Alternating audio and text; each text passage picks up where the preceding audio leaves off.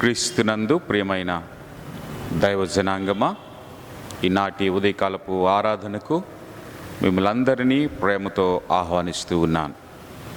క్వాస్క్వేర్ centenary self supporting Telugu Baptist church సంఘ కుటుంబాలన్నిటికీ ప్రభువైన యేసుక్రీస్తు నామమున ఆహ్వానం పలుకుచూ ఉన్నాను. తలలు వంచి కళ్ళు మూసుకున్నట్లయితే ప్రార్థనతో ఈ కార్యక్రమాన్ని ప్రారంభించుకుందాం. ప్రేమామయుడైన మా యేసయ్య, సర్వశక్తిమంతుడా, గొప్ప దేవుడా, మీకు వందనాలు, స్తుతులు, స్తోత్రములను చెల్లిస్తూ ఉన్నాము తండ్రి. ఇంతవరకు మీ కృపచేత మమ్మలను కాచి కాపాడి సజీవుల లెక్కలో ఉంచి నడిపించిన విధానముకై వందనాలు, స్తుతులు, స్తోత్రాలు చెల్లిస్తూ ఉన్నాము ప్రభువా. మేమందరము నీ సన్నిధిలో కనబడగలిగే మీ దివ్యమైన కృపను మాకు అనుగ్రహించినందుకు వందనాలు. ఈనాటి కార్యక్రమం అంతటి మీద మీరే ఆధిపత్యం వహించి మీ అధ్యక్షతలో నడిపించమని యేసు నామమున ప్రార్థిస్తూ ప్రారంభిస్తూ ఉన్నాము తండ్రి, ఆమేన్.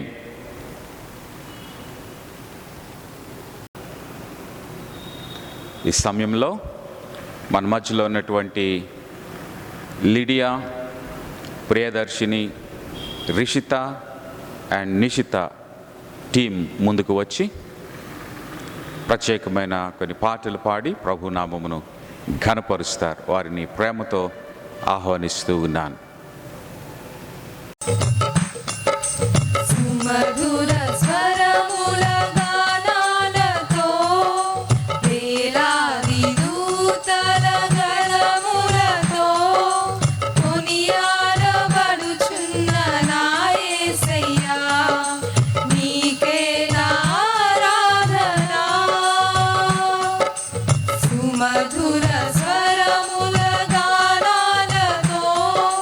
వేలాది దూతల గళములతో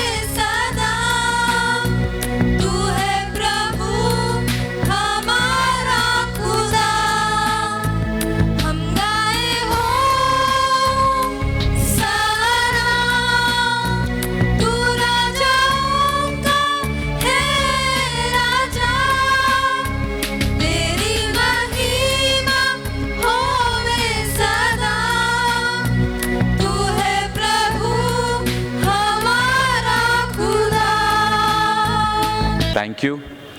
ఈ సమయంలో మన మధ్యలో ఉన్నటువంటి ప్రియులు సంఘ డీకన్ గారు శ్రీ మత్స్యగిరి గారు ముందుకు వచ్చి లేఖన భాగములను చదువుతారు. యెషయా గ్రంథం 64వ అధ్యాయము 3-4 వచనాలను చదువుతారు. వారిని ప్రేమతో ఆహ్వానిస్తూ ఉన్నాను. దేవుని పరిశుద్ధ గ్రంథము నుండి 64వ యెషయా 64వ అధ్యాయము 3వ వచనము 4వ వచనం మనం చదువుకుందాం. జరుగునని మేమనుకొనిన భయంకరమైన క్రియలు నీవు చేయగా అన్యజనులు నీ సన్నిధిని కలవరపరచుదురుగాక. నీవు దిగివచ్చెదవుగాక.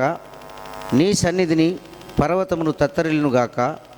తన కొరకు కనిపెట్టుకొని పెట్టువాని విషయమై నీవు తప్ప తన కార్యములు సఫలం చేయు మరి ఏ దేవునిని ఎవడు నే కాలమున చూచి ఉండలేదు. అట్టి దేవుడు కలడన్న సమాచారం మనుషులకు వినబడలేదు. అట్టి సంగతి వారికి తెలిసి ఉండలేదు. నీ మార్గములను బట్టి నిన్ను జ్ఞాపకం చేసుకొనుచు సంతోషముగా నీతిని అనుసరించు వారిని నీవు దర్శించుచున్నావు. Thank you. ఈ సమయంలో మన మధ్యలో ఉన్నటువంటి ప్రియులు శ్రీమతి లీనా లాజరస్ గారు ముందుకు వచ్చి మరి విజ్ఞాపన ప్రార్థన చేస్తారు. వారిని ప్రేమతో ఆహ్వానిస్తూ ఉన్నాను.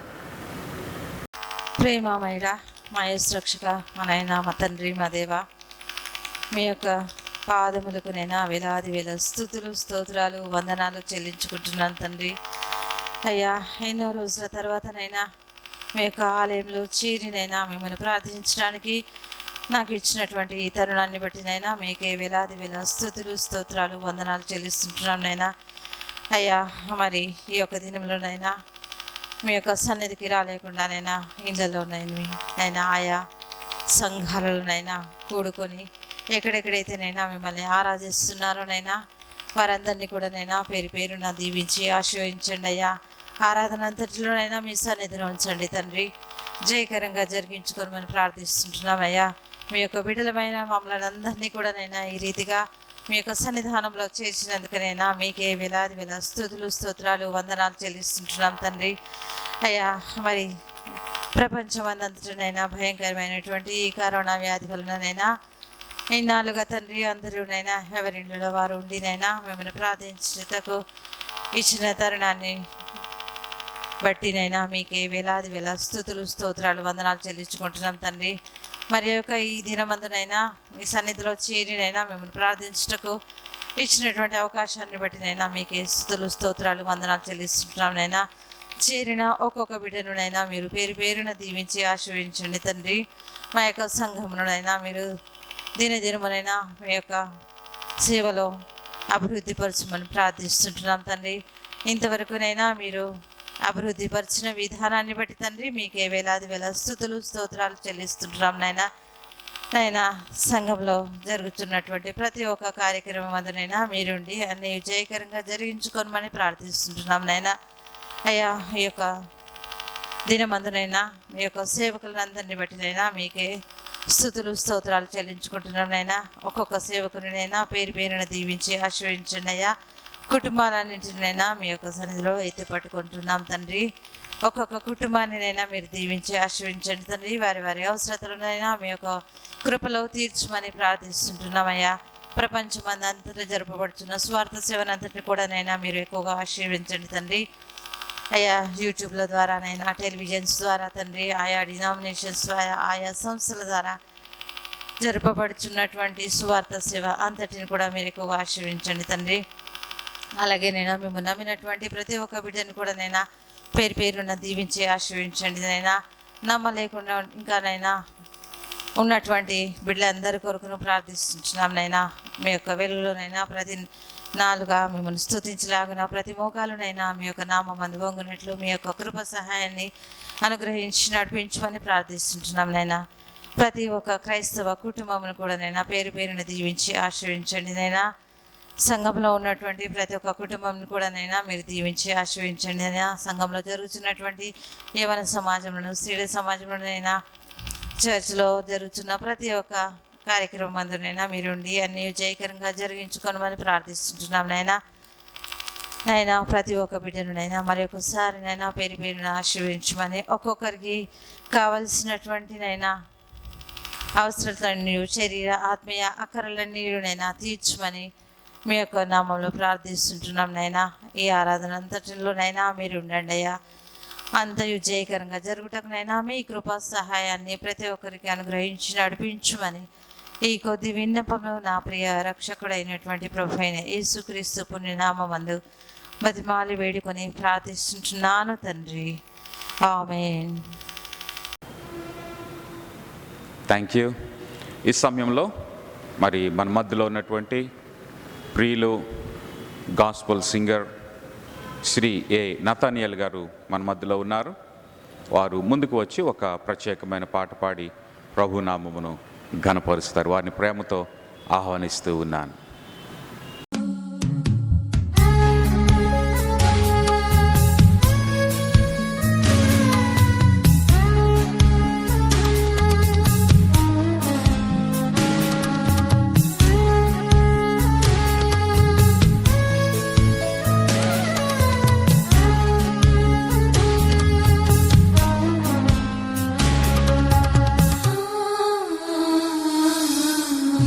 నిన్ను వేదనలు అనుభవించినాడు,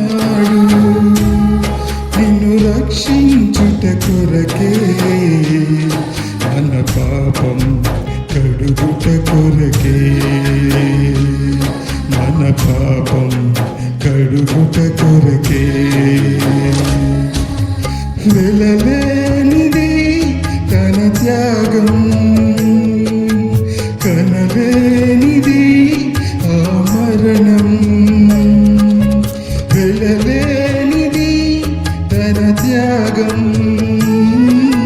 కనలేనిది ఆ మరణం. విలువైన నీ కోసమే బలియాయను మన కోసమే, విలువైన నీ కోసమే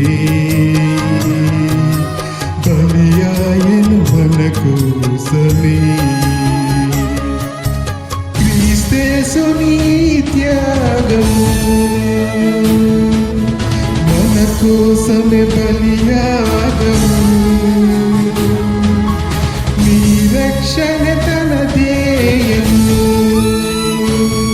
నీవు నమ్మినచు నిత్య జీవము.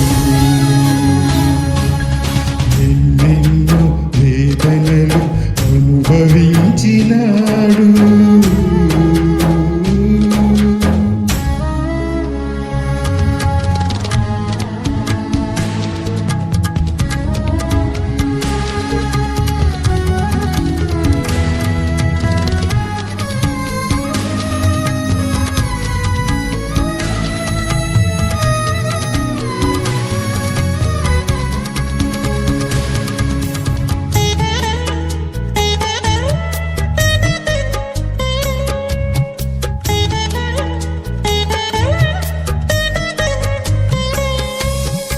ఎంతెంత అవమానము సహించెను తన మౌనం, ఎంతెంత అవమానము సహించెను తన మౌనం. అన్యాయమే గెలిచిందిగా, మన శిక్షకు తను తల వంచెగా, అన్యాయమే గెలిచిందిగా, మన శిక్షకు తను తల వంచెగా. నెలిపెట్టి కొరడాలు చీల్చేసెను తను వలలు, ఒలికించెను తన రక్తం మన పాప పరిహారమే, అది మన పాప పరిహారమే. క్రీస్తేసుని త్యాగము బలియాగము నీ రక్షణ తన ధ్యేయము నీవు నమ్మినచో నిత్య జీవము ఎన్నెన్నో వేదనలు అనుభవించినాడు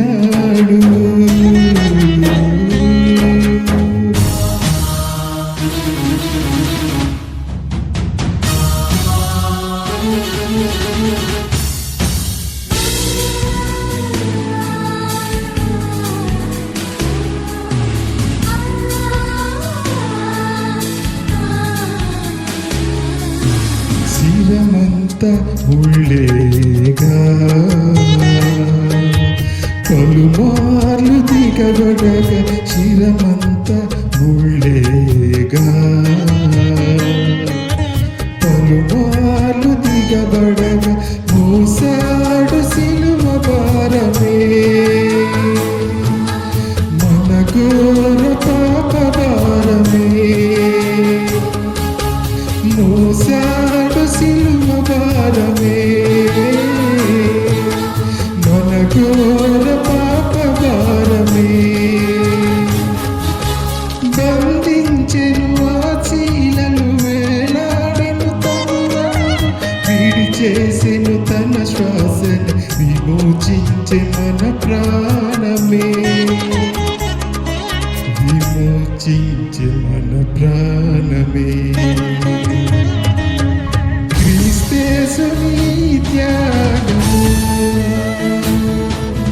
మన కోసమే బలియాగము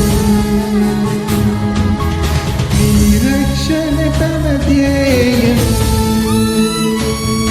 నీవు నమ్మినచో నిత్య జీవము ఎన్నెన్నో వేదనలు అనుభవించినాడు నిన్ను రక్షించుట కొరకే మన పాపం కడుగుట కొరకే మన పాపం కడుగుట కొరకే వెలలేనిది తన త్యాగం కనలేనిది ఆ మరణం వెలలేనిది తన త్యాగం కనలేనిది ఆ మరణం విలువైన నీ కోసమే బలియాయిన్ మన కోసమే విలువైన నీ కోసమే బలియాయిన్ మన కోసమే క్రీస్తేసుని త్యాగము మన కోసమే బలియాగము నీ రక్షణ తన ధ్యేయము నీవు నమ్మినచో నిత్య జీవము ఎన్నెన్నో వేదనలు అనుభవించినాడు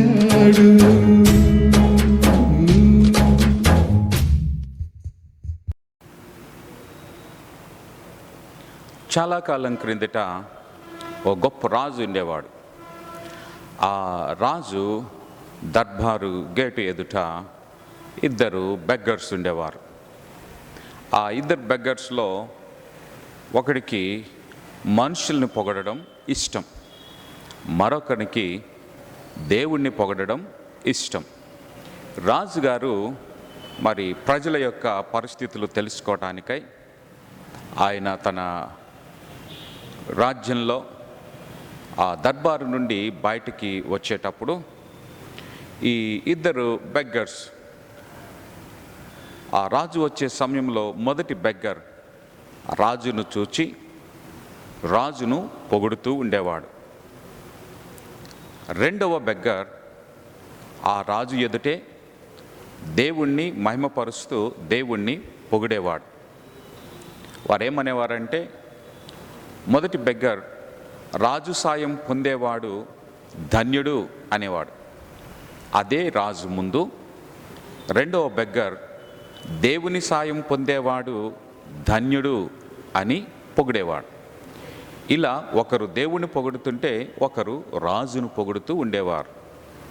ఇది కొన్ని రోజులు ఇలా జరుగుతూ ఉండగా రాజు వస్తూ పోతూ ఈ మాటలు వింటూ తనను చూసినప్పుడల్లా పొగిడే ఆ మొదటి బెగ్గర్కి ఏదైనా బహుమానం ఇవ్వాలని ఆలోచన కలిగి తన రాజదర్బార్లోనికి వెళ్ళిన తర్వాత బేకరీకి ఆర్డర్ ఇచ్చి ఒక స్పెషల్ బ్రెడ్ తయారు చేసి అందులో బంగారపు బిస్కెట్స్ని పెట్టి ప్యాక్ చేయమని చెప్తాడు. అది వచ్చిన రోజున రాజు యథావిధిగా తన యొక్క పాలన నిమిత్తమై రాజదర్బార్ నుండి బయటకు వస్తూ ఉన్నప్పుడు ఈ మొదటి బెగ్గర్ రాజును చూడగానే రాజు సాయం పొందేవాడు ధన్యుడు అని అంటాడు. ఆ వెనువెంటనే దేవుని సాయం పొందేవాడు ధన్యుడు అని రెండవ బెగ్గరు పొగుడుతారు. రాజు తనను పొగిడిన మొదటి బెగ్గర్ని చూసి తనతో ఉన్న ఆ సైన్యాధికారులతోనూ ఆ ప్రక్కనే ఉన్నటువంటి మంత్రులతోనూ ఈ బ్రెడ్ తీసుకెళ్ళి నన్ను పొగుడుతున్నటువంటి ఆ బెగ్గర్కి ఇవ్వమని చెప్తాడు. వారు వెళ్ళి ఆ బ్రెడ్ని రాజును పొగిడినటువంటి మొదటి బెగ్గర్కి ఇస్తారు. ఆ బెగ్గర్ ఆ బ్రెడ్ను చూసి ఇంత ఘనంగా పొగిడితే బ్రెడ్ ఇచ్చేది, ఈ బ్రెడ్ ఎవడికి కావాలి అని ఆ ప్రక్కనే ఉండి దేవుణ్ణి పొగుడుతున్న రెండో బెగ్గర్కి ఈ బ్రెడ్ తీసుకో అని ఇచ్చేశాడు. ఆ దేవుణ్ణి పొగిడే బెగ్గర్ ఆ బ్రెడ్ తీసుకున్నాడు. సాయంకాలం ఎవరింటికి వాళ్ళు వెళ్ళిపోయారు. ఆ తెల్లవారి ఒక బెగ్గరే వచ్చాడు. ఆ రాజును పొగిడే మొదటి బెగ్గరే వచ్చాడు. యథావిధిగా రాజు ఎప్పట్లాగానే బయటికి వస్తే ఈ రాజును పొగిడేటువంటి బెగ్గరు ఒక్కడే కనబడుతూ ఉన్నాడు. రెండో వాడు కనబడడం లేదు. కొన్ని రోజులు గడిచిన తర్వాత ఈ మొదటి బెగ్గర్ అక్కడే ఉండి అడుక్కుంటూ ఇంకా రాజుని అలాగ పొగుడుతూనే ఉన్నాడు. ఓ రోజున రాజు ఆ మొదటి బెగ్గర్ని చూసి నేను ఇచ్చిన బ్రెడ్ని అతడు తిన్నాడా, వినియోగించుకున్నాడా లేదా కనుక్కోమని అడిగి తన యొద్ద ఉన్నటువంటి పరివారాన్ని పంపుతాడు. వారు వెళ్ళి ఆ మొదటి రాజును పొగిడేటువంటి బెగ్గర్ని అడుగుతారు, ఏమిరా నువ్వు మరి రాజు ఇచ్చినటువంటి బ్రెడ్నంట తిన్నావా అని అంటే తిన్నా అని అబద్ధాలు ఆడతాడు. అయితే ప్రియమైనటువంటి దైవ జనాంగమా, ఇక్కడ ఆ రాజు ఆ బెగ్గర్ని చూసి వీడు ఇంకా నేనిచ్చినటువంటి ఆ యొక్క బంగారపు బిస్కెట్స్ని చూడలేదనుకుంటా, అందుకే వాడు ఇంకా ఇక్కడే అడుక్కుంటూ ఉన్నాడని ఆ రాజు మనసులో మదన పడతాడు. ప్రియమైనటువంటి దైవ జనాంగమా, ఈ దేవుణ్ణి స్తుతించేటువంటి ఆ మొదటి బెగ్గర్ తన ఇంటికి వెళ్ళిన తర్వాత ఆ బ్రెడ్ని తినేటప్పుడు అందులో ఉన్నటువంటి బంగారపు బిస్కెట్లను చూసి సంతోషించి వాటితోటి తన స్థితిని మారిపోయిన దాన్ని బట్టి ఇక అడుక్కునే పరిస్థితి పోయి దేవుణ్ణి స్తుతిస్తూ ఆరాధిస్తూ ఇంకా మరి ఎక్కువగా మంచి శ్రేష్టమైన జీవితాన్ని జీవించాడు. ఇక్కడ మనము గమనించినట్లయితే ఇందాక మనం చదువుకున్నటువంటి లేఖన భాగం యెషయా గ్రంథం 64వ అధ్యాయం 3-4 వచనాలు చదివితే, 4వ వచనం ప్రత్యేకించి చదివితే అందులో ఒక మంచి శ్రేష్టమైన మాట మనకి కనబడుతుంది. తన కొరకు కనిపెట్టుకొనువాని విషయమై నీవు తప్ప తన కార్యము సఫలము చేయు మరి ఏ దేవునిని ఎవడునో ఏ కాలమున చూచి ఉండలేదు. అట్టి దేవుడు కలడన్న సమాచారము మనుషులకు వినబడలేదు, అట్టి సంగతి వారికి తెలియపరచబడలేదు. నీ మార్గములను బట్టి నిన్ను జ్ఞాపకము చేసుకొనుచు సంతోషముగా నీతిని అనుసరించు వారిని నీవు దర్శించుచున్నావు అని అంటాడు. మనుషుల ముందు మనుషులను పొగడేటువంటి వారి కంటే మనుషుల ముందు దేవుణ్ణి పొగిడేటువంటి వారు, దేవుని కొరకు ఎదురు చూసేటువంటి వారు, దేవుని సాయం కొరకు ఎదురు చూసేటువంటి వారికి దేవుడు చేసే అద్భుతమైన కార్యాలు, దేవుడిచ్చే ఆశ్చర్యకరమైనటువంటి కార్యాలు మహా గొప్పగా ఉంటాయి. అందుకనే 3వ వచనములో మనము గమనిస్తే, జరుగునని మేము అనుకొనని క్రియలు నీవు చేయగా అన్యజనులు నీ సన్నిధిని కలవరపడుదురుగాక అని అంటాడు. సో దేవుని కొరకు కనిపెట్టుకునేటువంటి వారు ఇవి జరుగుతాయి అని అనుకొనని కార్యాలు దేవుడు జరిగిస్తాడట. ప్రియమైన దేవుని బిడ్డ, నీవు దేవుని కొరకు ఎదురు చూసే వ్యక్తివిగా, దేవుని కొరకు కనిపెట్టుకునేటువంటి వ్యక్తివిగా ఉంటే దేవుడు నీ కొరకు చేసే అద్భుతమైన కార్యాలు, దేవుడు నీ కొరకు చేసే మహత్కరమైన కార్యాలు, దేవుడు నీ కొరకు చేసే, నీ కొరకు పంపించే, దేవుడు నీ కొరకు కురిపించే ఆశ్చర్యకరమైనటువంటి అద్భుతమైన ఆశీర్వాదాలు ఈ లోకములో ఉండే వారికి ఎవ్వరికి కూడా అవి కనబడవట, అవి వినబడవట. అందుకని దేవుని లేఖనంలో మనము అక్కడ చదివినటువంటి మాట, ఇలాంటి కార్యాలు చేసేటువంటి దేవుడు ఉన్నాడు అనేటువంటి మాట ఇతరులకు కనబడటం లేదట, ఎవరికి అర్థం కావడం లేదట, అది ఎవరికి తెలియపరచబడడం లేదట. మరి ఎవరికి తెలుస్తాయి అంటే కేవలము దేవుడిని నమ్మేటువంటి వారికి మాత్రమే ఈ విషయాలు తెలుస్తాయి.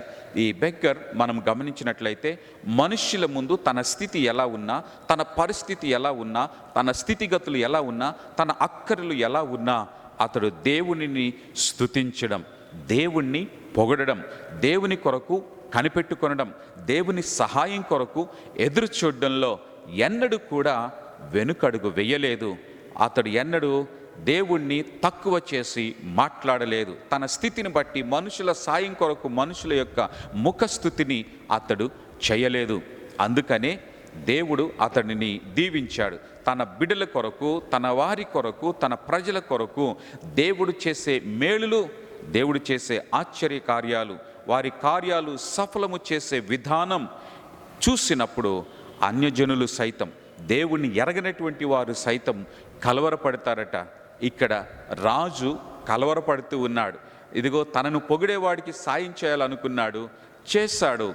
కానీ ఆ సాయం వానికి అందకుండా తనంతట తానే దానిని తిరస్కరించి మరి దేవుడి బిడ్డల కొరకు అది అందే విధంగా మరి ఇలాంటి కార్యాలు జరిగినప్పుడు అన్యులు సైతం, దేవుణ్ణి ఎరగని వారు సైతం గొప్పగా భయపడుతూ కలవరపడతారట.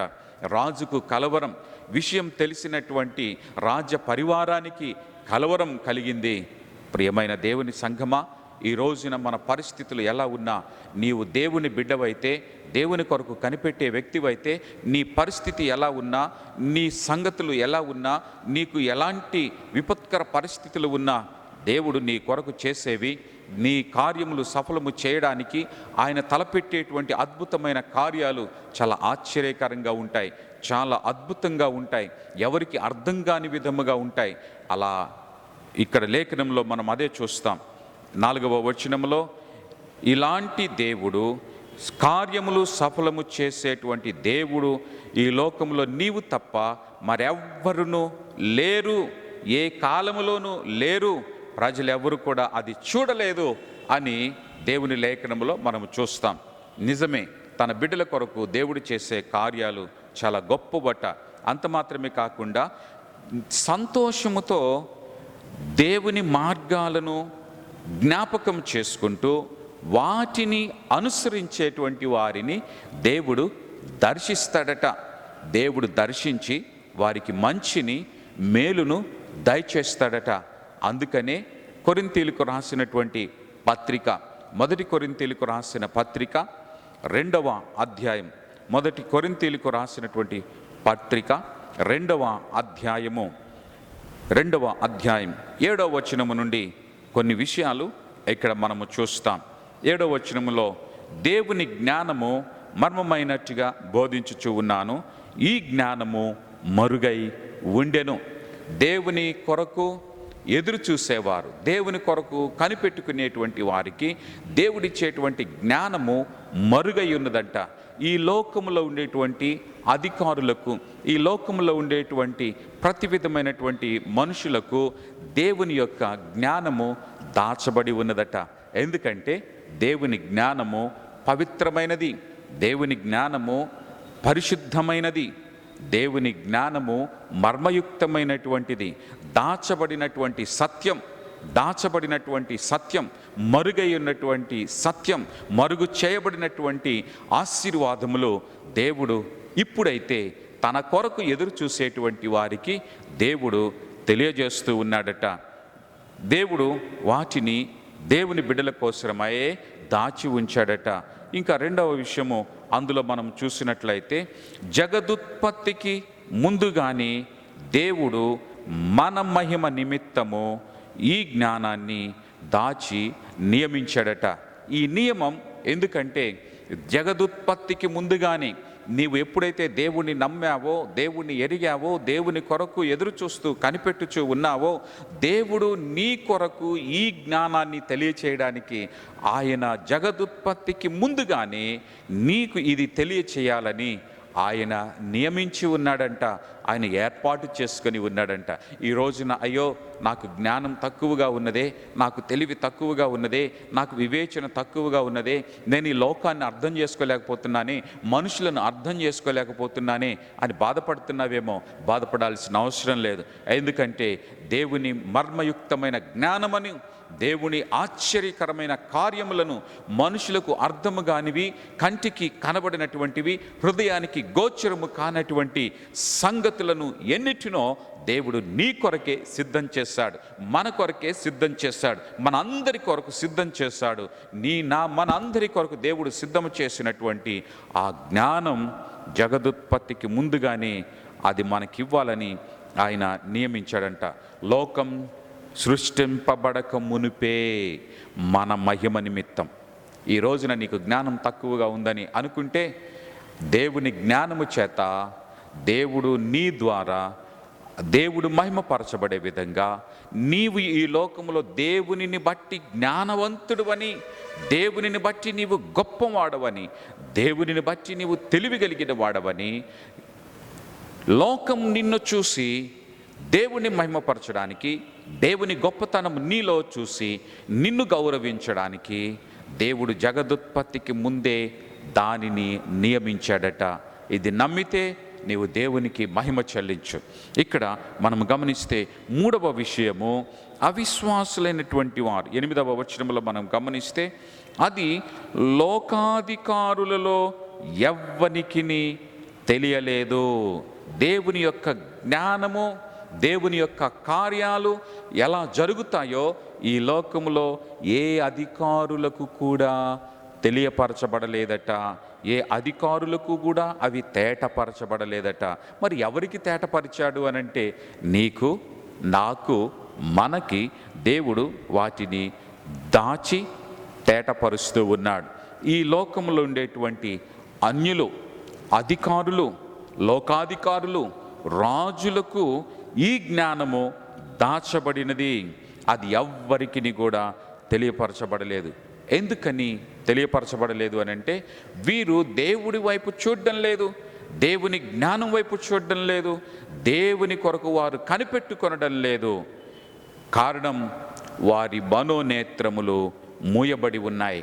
వారు చూస్తున్నది లోకం వైపు, లోకములో ఉన్నటువంటి దుష్టుని వైపు, లోకములో ఉండేటువంటి దుష్ట జ్ఞానం వైపు వారు చూస్తూ ఉన్నారు. అంతా ఏదైనా చిటికలో జరిగే మాయారూపకమైనటువంటి జ్ఞానం వైపుకు, చిటికలో జరిగిపోయేటువంటి ఈ కార్యాల కోసం అది ఎదురు చూస్తున్నారు. అదంతా కూడా దురాత్మల జ్ఞానం గనుక, దురాత్మల జ్ఞానం వారు ఎదురు చూస్తున్నారు గనుక, కనికట్టు కలిగేటి విధంగా వారి కన్నులకు ఈ యుగ సంబంధమైనటువంటి దేవత వారి మనోనేత్రాలకు గ్రుడ్డితనాన్ని కలుగు చేసింది గనుక వారు అది చూడలేకపోతున్నారు.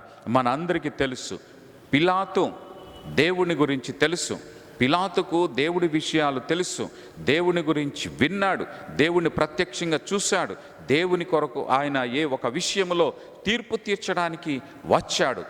కానీ దేవుణ్ణి నిజమైన దేవుడని ఒప్పుకున్నాడు, తెలుసుకున్నాడు. ఈ మనుష్యుడు ఇదిగో ఇతని యందు ఏ దోషమును లేదు అని తీర్పు తీర్చి ఇతడు దేవుడే అని తెలుసుకున్నాడు. కానీ దేవుణ్ణి అంగీకరించడానికి మాత్రం ఇష్టపడలేదు. దేవుని కొరకు కనిపెట్టుకోవడానికి మాత్రం అతడు ఇష్టపడలేదు. అలాగనే మరొకరు కూడా ఉన్నారు, లోకాధికారి రాజు, హేరోదు రాజు. ఆయన దేవుడి గురించి తెలుసు.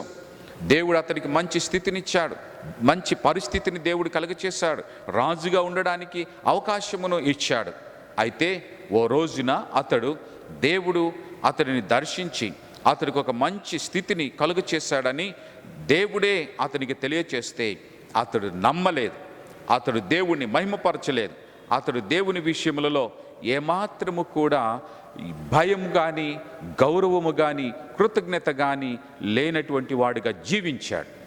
అందువలన అతడేమయ్యాడు అనంటే, దేవుని మహిమపరచనందువలన దురాత్మల ప్రభావాన్ని బట్టి అతడు అక్కడే పురుగులు పట్టి చనిపోయినట్లుగా మనము చూస్తాం. ఈ లోకంలో దైవికమైనటువంటి జ్ఞానాన్ని అర్థం చేసుకోలేకపోవడానికి గల కారణం వారు దేవుని కొరకు ఓపికతో కనిపెట్టుకొనలేకపోతూ ఉన్నారు. అందుకని వారి ఆత్మీయ నేత్రాలు మూయబడడాన్ని బట్టి ఈ లోకంలో ఉండేటువంటి పాలకులకు దైవికమైనటువంటి జ్ఞానం ఏది కూడా వారి జీవితాల్లోనికి రావడం లేదు. ఇంకా 9-10 వచనాల్లో మనం గమనించినట్లయితే, దేవుడు తన్ను ప్రేమించు వారి కొరకు ఏవి సిద్ధపరిచెనో అవి కంటికి కనబడలేదు, చెవికి వినబడలేదు, మనుష్య హృదయమునకు గోచరము కాలేదు. 1 కొరింథీయులకు రాసిన పత్రిక 2వ అధ్యాయము 9-10 వచనాలలో ఈ విధంగా ఉన్నది. దేవుడు తనను ప్రేమించే వారి కోసం ఏమైతే సిద్ధం చేశాడో అవట కంటికి కనబడడం లేదట. ఈ రోజున నీ కంటికి కనబడకపోవచ్చు దేవుడిచ్చే ఆశ్చర్యకరమైన ఆశీర్వాదం. దేవుడు నీ కొరకు సిద్ధం చేసింది నీ కంటికి కనబడదు. ఇదిగో ఆ ప్రక్కనే కూర్చున్నటువంటి ఆ తోటి గుడ్డివాడికి కనబడలేదు. రాజు ఏమి సిద్ధం చేశాడో మరి తనను పొగిడేటువంటి వారి కొరకు, తన కొరకు రాజు నుండి సాయం పొందేవాడు ధన్యుడు అని రాజు కొరకు ఎదురు చూసేటువంటి వానికి ఆ రాజు ఏం సిద్ధం చేశాడో ఆ రాజు ప్రక్కనున్నటువంటి అధికారులకు, పాలకులకు, మంత్రులకు ఎవ్వరికీ తెలియలేదు. ఆఖరికి అతడు ఇస్తున్నటువంటి ఆ తనను పొగిడేటువంటి బెగ్గరికి కూడా తెలియలేదు.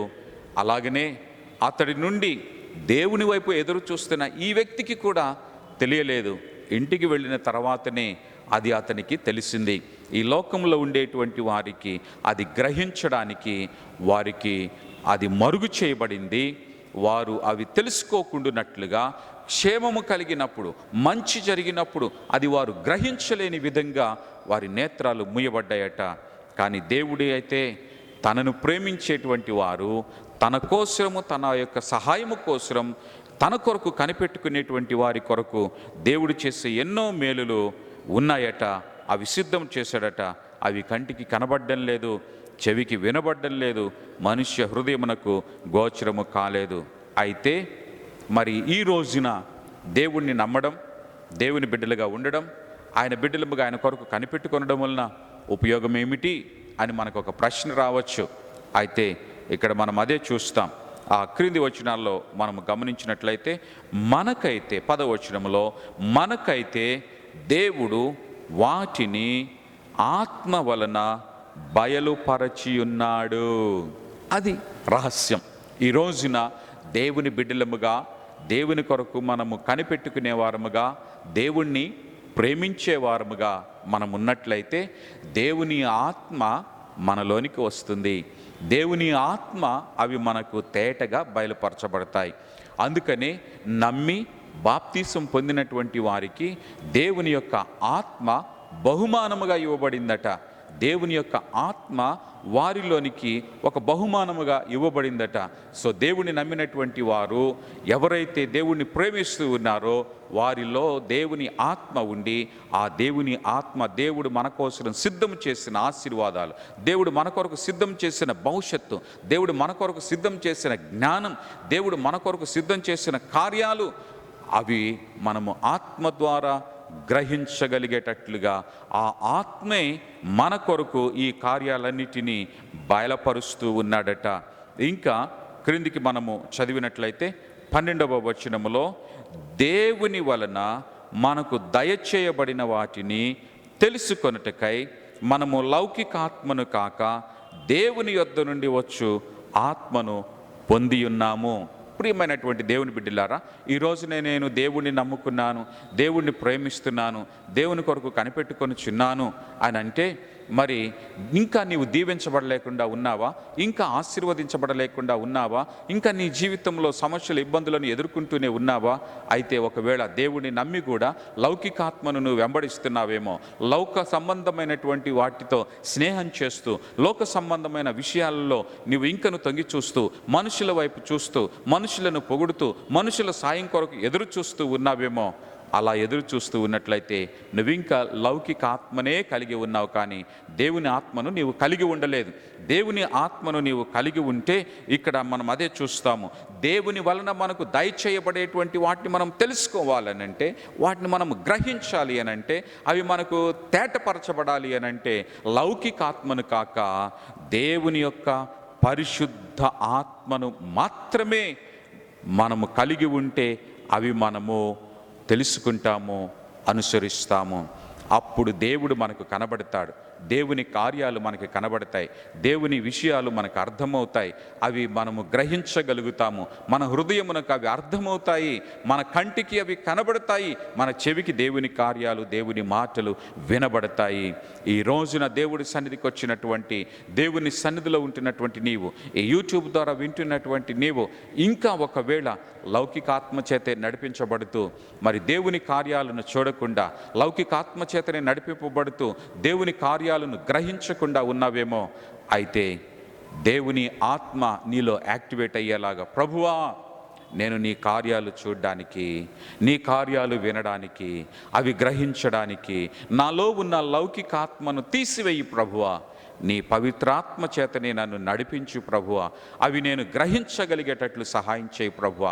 పరిస్థితులు తారుమారైనప్పుడు, లేమిడి కలిగినప్పుడు, ఉన్నవి నా జీవితంలో అధికమై ఒకవేళ నేను సంపన్నుడు అవుతున్నప్పుడు, మరి ఏ పరిస్థితుల్లోనైనాను, కలిమిలోను లేమిలోను నీ సన్నిధిని నేను మరువక, లోకాన్ని చూడక, లోకం వైపుకు నడవక, నీ వైపే చూస్తూ, నిన్నే వెంబడిస్తూ, నిన్ను అనుసరిస్తూ, నీ కొరకు కనిపెడుతూ ముందుకు వెళ్ళే కృపను దయచేయమని, నీ ఆత్మచేత నన్ను సంధించి నన్ను నడిపించు ప్రభు అని దేవునికి నిన్ను నీవు అప్పగించుకో.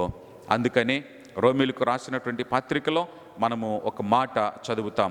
6వ అధ్యాయంలో ఉన్నటువంటి ఒక మాట, రోమీయులకు రాసిన పత్రిక 6వ అధ్యాయము 13వ వచనమును చదువుతూ ఉన్నాను. మరియు మీ అవయవములను దుర్నీతి సాధనములుగా పాపమునకు అప్పగింపకుడి, అయితే మృతులలో నుండి సజీవులు అనుకొని మిమ్మును మీరే దేవునికి అప్పగించుకొనుడి. మీ అవయవములను నీతి సాధనములుగా దేవునికి అప్పగించుడి. గనుక ప్రియమైనటువంటి దేవుని బిడ్డలారా, మనము మృతులలో నుండి సజీవులు అనుకొని, నమ్మి బాప్తీసం పొందినవాడు లోకం విషయమై చనిపోయి దేవుని విషయమై బ్రతికి ఉన్నటువంటి వారు ఇప్పుడు మృతులలో నుండి సజీవులు అనుకొని మిమ్మును మీరే మీ అవయవములను నీతి సాధనములుగా దేవునికి అప్పగించుకొనుడి. నీ జీవితాన్ని, నీ అవయవాలను, నీ జ్ఞానేంద్రియాలను దేవునికి అప్పగించాలని ఆశపడుతున్నావా? ఇష్టపడుతున్నావా? దేవుని దీవెనలు, ఆశీర్వాదాలు పొందుకొని ధన్యుడు కావాలని ఆశపడుతున్నావా? అయితే తలలు వంచి నిన్ను నీవే ఈ ప్రార్థనలో అంగీకరించి దేవునికి నీ జీవితాన్ని అప్పగించుకో. ప్రార్థన చేస్తాం. అందరూ తలలు వంచండి, కళ్ళు మూసుకొని ప్రార్థనలో ఏకీభవించండి. ప్రేమామయుడైన మా యేసు ప్రభువా, మీ ఘననామానికి వేలాది వందనాలు, స్తుతులు, స్తోత్రాలు చెల్లిస్తూ ఉన్నాము ప్రభువా. నీ కొరకు కనిపెట్టుకుని వారికి నీవు చేయు ఆశ్చర్య కార్యములు కంటికి కనబడలేవు, చెవికి వినబడలేదు, హృదయమునకు గోచరము కాలేదు. ఇదిగో నిన్ను నమ్మినటువంటి వారి కార్యములను సఫలము చేసే నీలాంటి దేవుడు ఈ లోకములో మరెవ్వరును లేరు అని, కేవలము నీవు మాత్రమే నిన్ను నమ్మినటువంటి వారి పక్షముగా కార్యములు సఫలము చేసే దేవుడు అని నిన్ను తెలుసుకోవడానికి మాకు కృపనిచ్చినందుకు వందనాలు. ఎంతోమంది నీ వైపు చూడక, నిన్ను గ్రహించక, తెలుసుకొనలేక ఇబ్బందులలో, కష్టాలలో ఉంటే, ఇదిగో నేనైతే నిన్ను తెలుసుకునే అవకాశాన్ని నాకు ఇచ్చారు కదా ప్రభువా, మరి ఇంకా నిన్ను గ్రహించని వాడిగా, నీ కార్యాలను గ్రహించని వాడిగా, లోకాన్ని, లోక సంబంధమైన విషయాలని అనుసరిస్తూ వాటి ప్రకారంగా జీవిస్తున్న వాడినిగా ఉన్నానేమో. నన్ను మన్నించు ప్రభువా. లౌకికాత్మను నాలో నుంచి తీసివేయి ప్రభువా. దైవికమైన ఆత్మను నాలో సమృద్ధిగా నింపమని ప్రార్థన చేస్తున్నాం. మీ ఆత్మచేత మమ్మలను నడిపించమని ప్రార్థన చేస్తున్నాను. ప్రార్థనలో ఏకీభవించిన ప్రతి బిడ్డను దీవించండి, ఆశీర్వదించండి. వారిలో ఉన్న లౌకికాత్మను దూరపరిచి పవిత్రాత్మను, పరిశుద్ధాత్మను, మీ ఆత్మను, దేవుని ఆత్మను వారిలోనికి ప్రవేశపెట్టించి ఆ ఆత్మ చేత వారిని నడిపించమని ప్రార్థన చేస్తున్నాను. ఎవరైతే నీతి సాధనములుగా వారి జీవితములను, వారి యొక్క జ్ఞానేంద్రియములను మీకు అప్పగిస్తున్నారో వారందరినీ దీవించండి. మీ విషయాలు చూడగలిగేటట్లుగా, మిమ్ములను చూడగలిగేటట్లుగా, మీ కార్యములు చూడగలిగేటట్లుగా, ఇదిగో వారి హృదయములకు అవి గోచరమయ్యేటట్లుగా, వారి చెవులకు అవి వినబడేటట్లుగా, వారి కళ్ళకు అవి కనబడినట్లుగా మీ ఆత్మ కార్యములను జరిగించమని ప్రార్థన చేస్తున్నాను. బలహీనులను వారి బలహీనతల నుంచి విడిపించండి. అనారోగ్యులను వారి అనారోగ్యములను తొలగించి ఆరోగ్యముతో నింపండి. ఇదిగో బలహీనులకు మీ బలమును దాయిచేయమని ప్రార్థన చేస్తూ ఉన్నాను నాయన. ఎవరెవరు ఏ ఏ కొరతలతో ఉన్నారో ఆ కొరతలన్నీ వారికి తీర్చమని ప్రార్థన చేస్తూ ఉన్నాను నాయన. సంపూర్ణమైన ఆశీర్వాదములతో, సంపూర్ణమైన దీవెనలతోని ప్రతి ఒక్కరిని నింపమని ప్రార్థన చేస్తూ ఉన్నాను తండ్రి. మీరే మా యొక్క ప్రతి విషయాలలో ముందు నడుస్తూ, వెనుకను ఆవరిస్తూ, వెనుతడుతూ, ధైర్యపరుస్తూ, బలపరుస్తూ, ఆయురారోగ్యాలతో ఆనందదాయకమైనటువంటి జీవితమును ప్రసాదించమని, లోట్లు లేకుండా సర్వ సమృద్ధితో ధన్యులనుగా చేయమని యేసు నామమున ప్రార్థిస్తూ ఉన్నాను తండ్రి. ఆమేన్. పరలోకమందున్న మా తండ్రి, మీ నామం పరిశుద్ధపరచబడి గాక, మీ రాజ్యం వచ్చి గాక, మీ చిత్తం పరలోకమందు నెరవేరుతున్నట్లు భూమి మీదను నెరవేరును గాక. మాకు కావలసిన ఆహారం అనుదినము మాకు దయచేయండి. మా ఎడల అపరాధములు చేసిన వారు మేము క్షమించినట్లు మా అపరాధములను క్షమించండి. మమ్మను శోధనలోనికి తేక దుష్టుడి నుండి తప్పించండి. ఎందుకంటే రాజ్యము, బలము, మహిమ నిరంతరం నీవై ఉన్నవి తండ్రి. ఆమేన్. తొట్టిల్లకుండా మనలను కాపాడుటకు, తన నిత్య మహిమకు మనలను భద్రపరచుటకు మన పరమ తండ్రి అయిన దేవుని నుండి ప్రేమయు, మన ప్రభువును రక్షకుడైన యేసుక్రీస్తు వారి నుండి కృపయు, పరిశుద్ధాత్మని నుండి అన్యోన్యమైన సహవాసము, సన్నిధి, త్రియేక దేవుని దీవెన, కాపుదల, భద్రత, సంరక్షణ, పోషణ ప్రార్థనలో ఏకీభవించిన మన అందరికీ, సంఘమునకును, సంఘ కుటుంబం అంతటికి, సంఘ కార్యక్రములకును, సంఘ కార్యవర్గములకును, కాపురులకును ఇప్పుడును ఎల్లప్పుడును సదా తోడు నీడై ఉండి నడిపించును గాక. ఆమేన్.